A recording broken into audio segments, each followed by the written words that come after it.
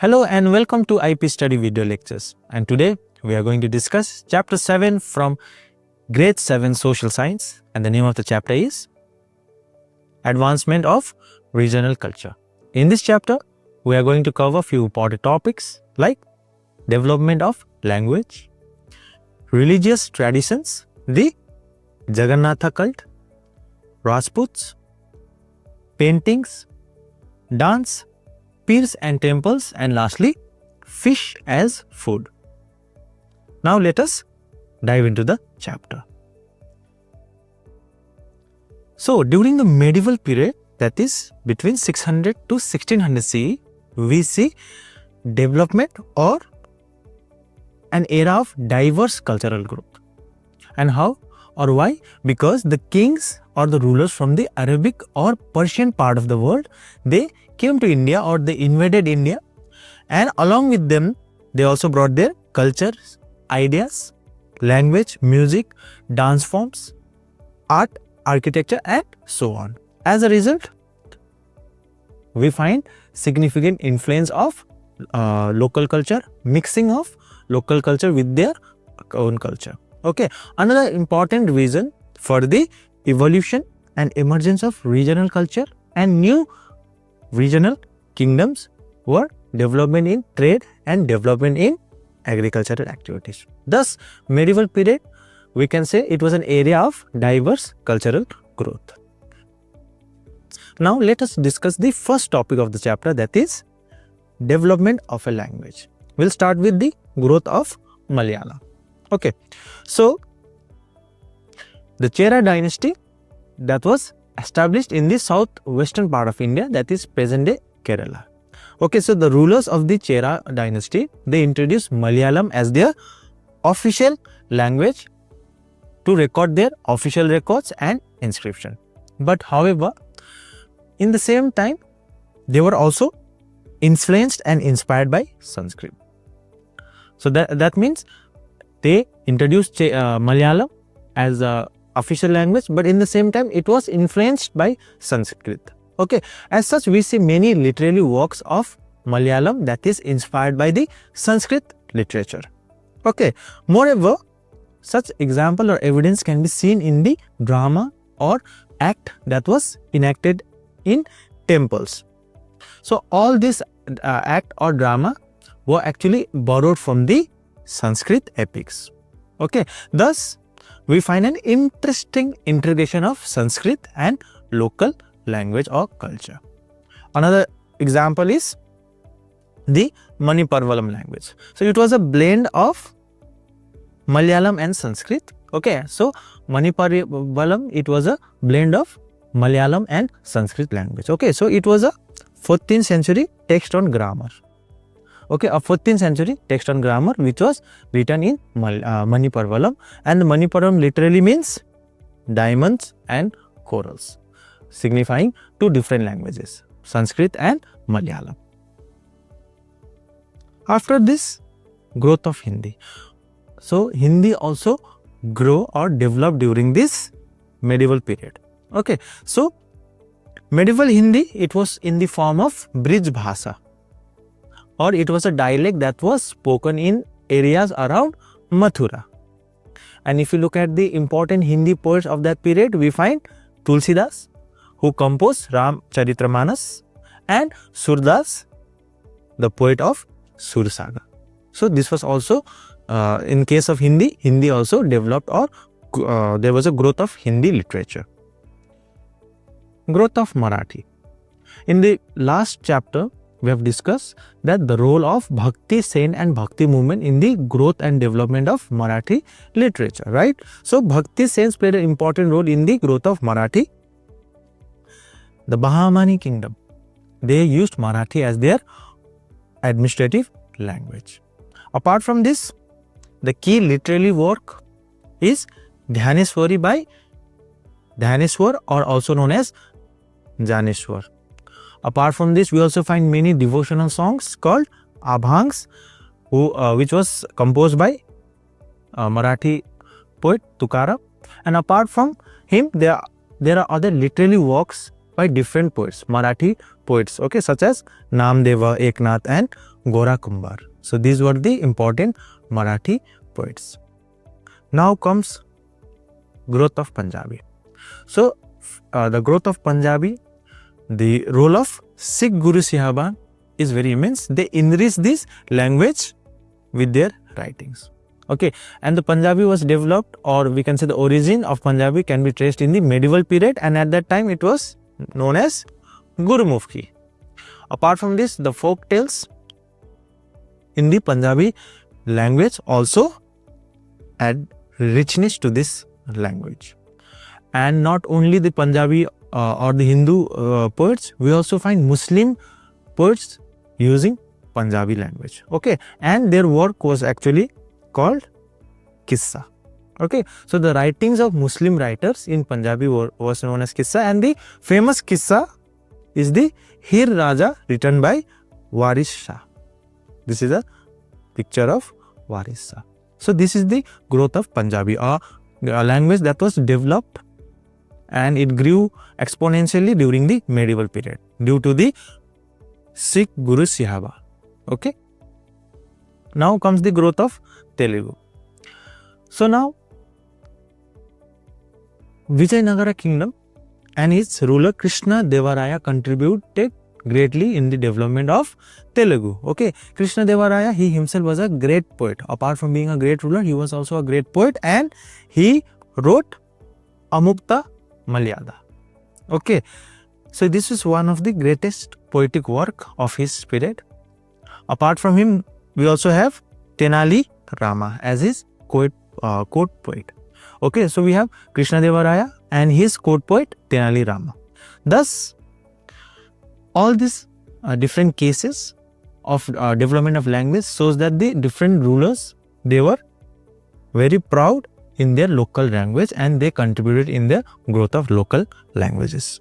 So now let us discuss the second topic of the chapter, religious tradition, the Jagannatha cult.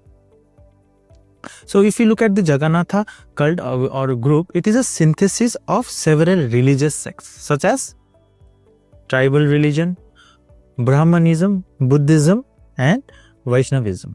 Over time, the people in Odisha, they mix the different ways of worshipping God with the worship of Lord Jagannatha.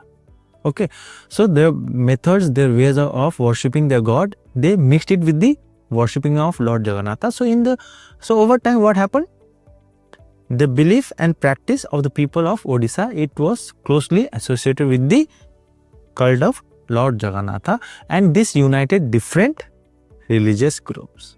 Okay, so thus we can see how the different religious group or sect, it was actually mixed with the worship of Jagannatha, and thus the belief and cultural and the tradition of the people of Odisha also become closely associated with the worship of Lord Jagannatha. So in the 12th century, we can see Anantavarman, he was a ruler of Ganga dynasty. He decided to build a temple for Purushottama Jagannatha in Puri. Okay, a temple for Purushottama Jagannatha in Puri in Odisha.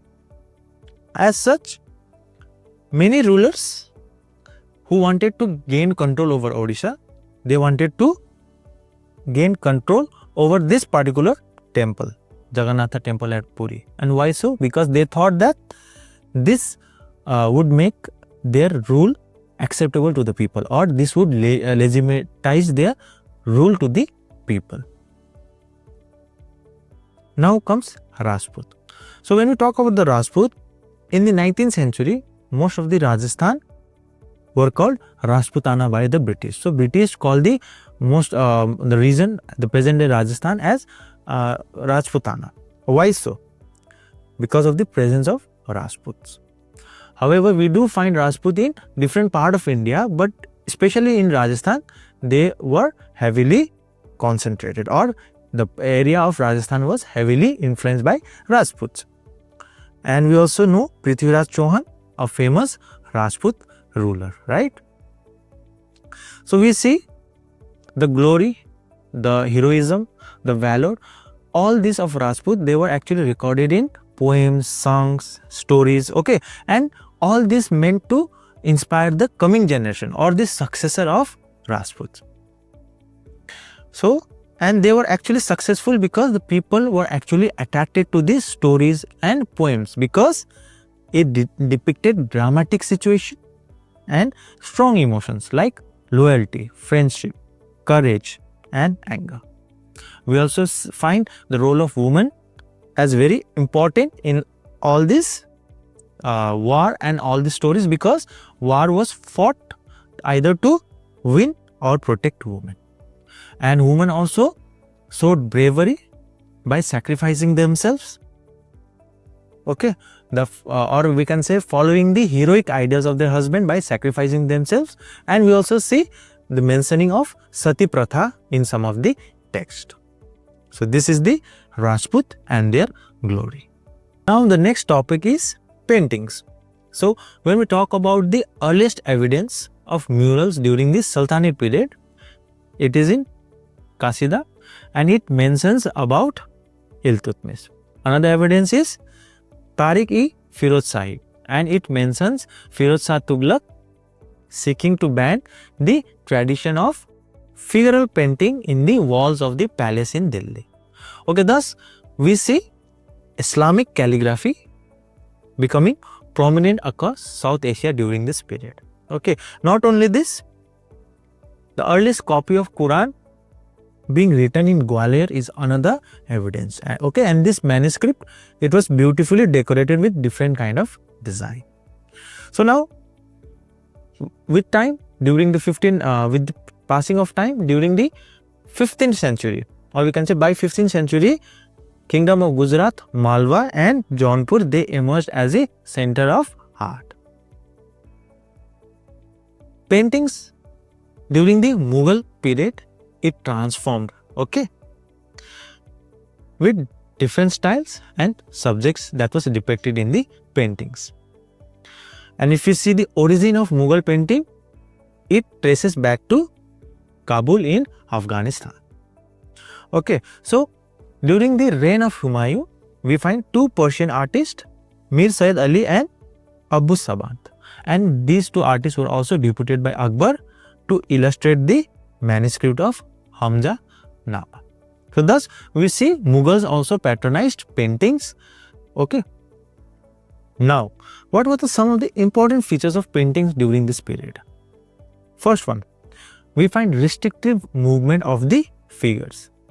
Second one, fineness of lines and drawings and flat depiction of architecture. So these are the three important features of paintings during this particular period. Now if you look at the Mughal painting was actually known for their natural look and rhythm. Mughal painting often depicted court scene, portraits, battle scene or campaigns. Okay, such as during Jahangir time, paintings normally emphasize on the formal style, well decorated, depicting floral and human figures. In Shahjahan's period, paintings of women from royal court, and during Aurangzeb's times, paintings mostly depicted action during his campaign. So we see during each ruler there were different subject or theme of paintings. Thus we can say Mughal painting actually led to creation of new regional styles, because different regional kingdom also copied their decorative design. Thus by 16th and 17th centuries, we see Rajput paintings, they also started to feature mythology and court scene. Okay. And Rajput paintings, we should know, it expanded or even grew more because the artists of Rajput paintings, they moved to different courts, such as they give rise to smaller regional styles of painting. Thus, we find Rajput paintings as bright colors, often showing hunting scenes, individual portraits and musical events. So thus, with time, Rajput painting also evolved and started to depict hunting scenes, individual portraits and musical events. let us now come to the miniature paintings of India. So during the Mughal rule, we also find a new tradition of painting called the miniature painting. So these were the small size paintings which was mostly done in watercolor on cloth or paper. Okay.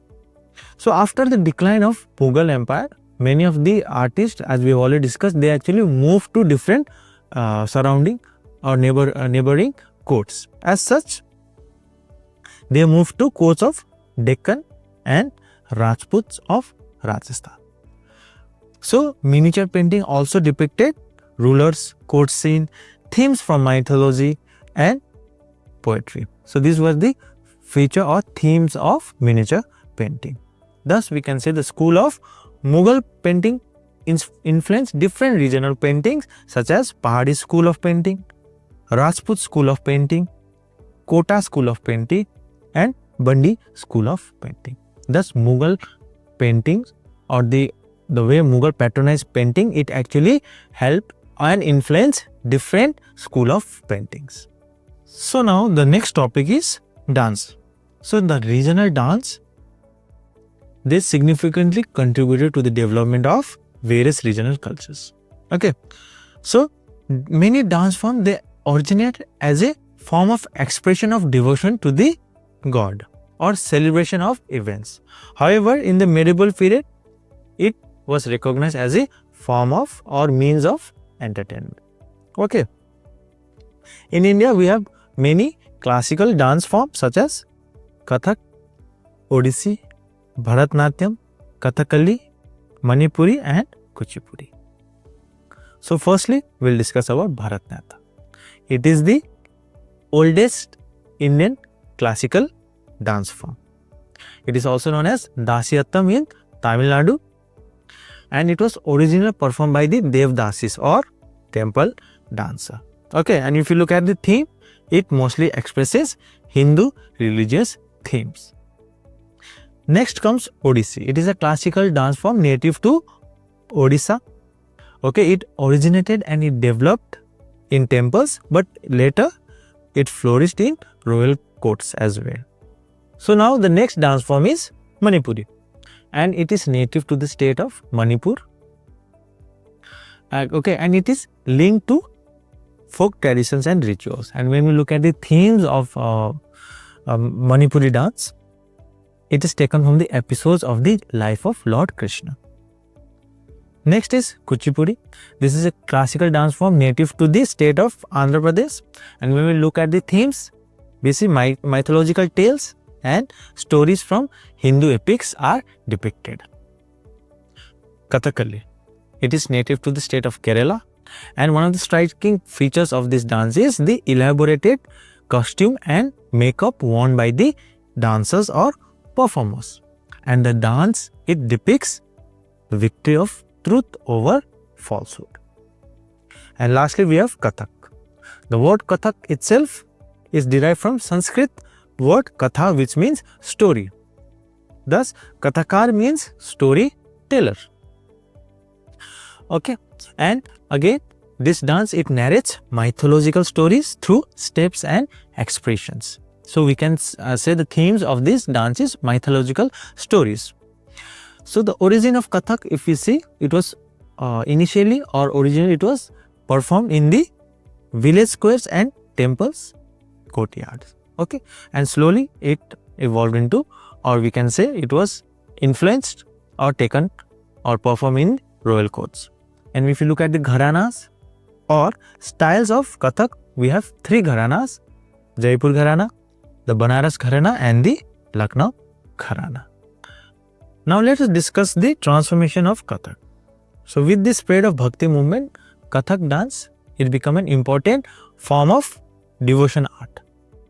Okay, and during the Mughal period, it underwent a significant change. And the Mughals, they were also great patron of the dance form. Okay, so they patronized and supported Kathak. Not only Mughals, the Wajid Ali Shah, the Nawab of Awadh, he also supported and helped in development of Kathak. Thus, the influence of Persian and Muslim culture, Kathak, the dance Kathak, it changed from temple ritual to means of royal entertainment. Thus, the emphasis also changed from religious to aesthetic. So, the Kathak that we see today, it is a fusion of Hindu and Muslim culture. So, now the next topic is pirs and temples. So, from the 16th century onwards, the people of Bengal, they started to migrate more eastwards in search of fertile land. And in the same time, the Mughal, they took control over the Bengal. Okay, and their rule, the rule of Mughal had a big influence and impact on the culture and the people of the Bengal. How? The Mughals, they gave officials land. Okay, they gifted land to officials to build mosque, and this played a key role in changing the religious landscape of Bengal. Okay, so now the people who are the early settler in the new area wanted some safety and stability.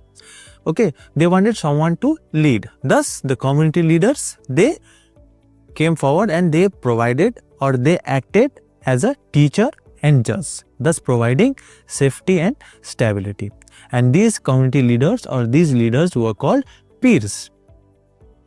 Okay, and they played an important role in making the settlement stable or providing safety. Thus, many started to believe that these pirs or leaders, they have special powers, and we find their shrines all over the different places of Bengal. During the 19th century, Bengal also witnessed widespread temple construction. Okay, individuals or group of individuals, they constructed and built temples in order to show off their influence or express their devotion to the god. Okay, and if you look at the architecture style of temples, it had either double roof and it was called dochala, or four roof temples which was called chausala structure. So we have double roof or temples with four roofs called chausala. Now the last topic, fish as food. Brahmins, they do not normally consume fish or non-vegetarian, they are mostly vegetarians. But the Bengali Brahmin, they consumed fish. As such, fish was the primary source of food. Even the 13th century text called Brihadharma Purana, it allowed the Brahmins of Bengal to eat certain variety of fish. Okay, thus we see the Brahmins of Bengal eating fish. If you look at the occupation also, fishing was a very important occupation in Bengal, and there are many different literature or texts that provide evidence or that has reference to the consumption of fish.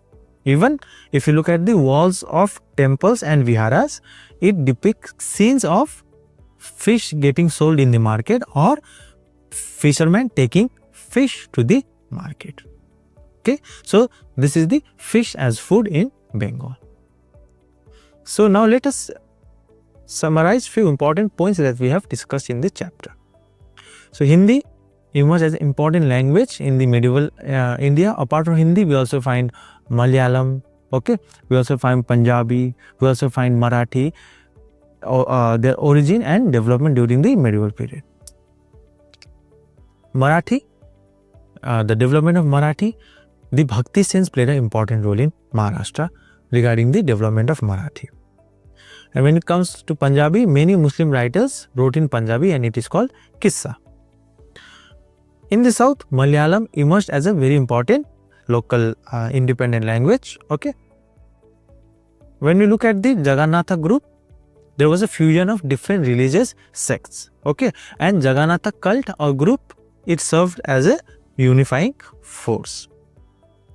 When you look at the reference to paintings, the earliest reference to murals is in Kasida, and it is about the praise of Iltutmish, or it is associated with Iltutmish. During the Sultanate period, Qawwali style of singing or music developed. Okay, and lastly, the Bengali Brahmins, they consumed fish as it was a local fish and it was a primary source of fish. So with this I conclude the chapter. I hope this lecture was able to clear a doubt, and we'll again meet in our next lecture. Thank you.